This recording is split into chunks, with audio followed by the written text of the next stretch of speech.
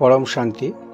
আমরা আজ এখানে সমবেত হয়েছি আমাদের জীবনের সবচেয়ে বড় এক অদৃশ্য শত্রু নিয়ে আলোচনা করতে, যার নাম অতিরিক্ত চিন্তা বা ওভার থিঙ্কিং।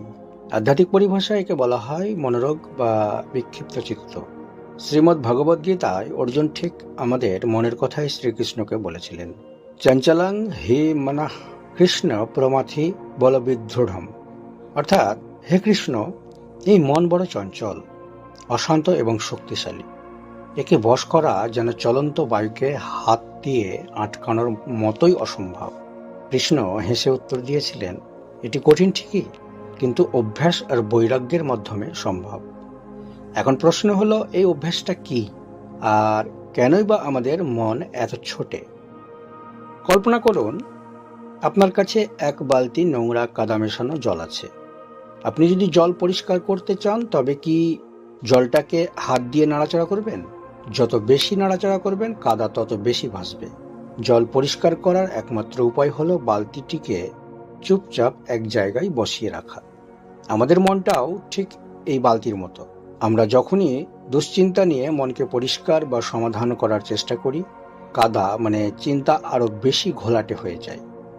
আধ্যাত্মিকতা আমাদের শেখায় মনকে না নাড়িয়ে শুধু স্থির হয়ে দাঁড়িয়ে দেখতে।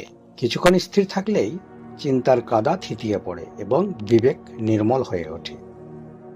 এক বৃদ্ধ সাধুর কাছে এক যুবক এসে বললেন, মহারাজ, আমার মাথায় সারাক্ষণ আজেবাজে চিন্তা করে, আমি ঘুমাতে পারি না। সাধু হেসে বললেন, বাবা, মনে করো তোমার ঘরের দরজায় একজন বদচরিত্রের একটি লোক দাঁড়িয়ে আছে। তুমি যদি তাকে বারবার গালি দাও বা তার সাথে ঝগড়া করো, সে কিন্তু যাবে না, বরং তোমার সাথে মারপিট করতে পারে। তাতে কি হবে? তোমার রাতের ঘুম হারাম হয়ে যেতে পারে। কিন্তু তুমি যদি বদমাশটির প্রতি ধ্যান না দিয়ে নিজের কাজের প্রতি ধ্যান দাও, তবে সে বুঝবে যে এখানে তার কোনো গুরুত্ব নেই। কিছুক্ষণ পর সে নিজে থেকেই চলে যাবে।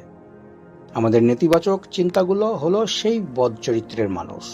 আপনি যখনই চিন্তা করবেন, কেন আমি এত চিন্তা করছি, তখনই জানবেন আপনার ধ্যান বদমাশ লোকটির প্রতি চলে গেছে। এতে চিন্তা কমে না, বরং চিন্তা আরো বেশি বৃদ্ধি পাবে।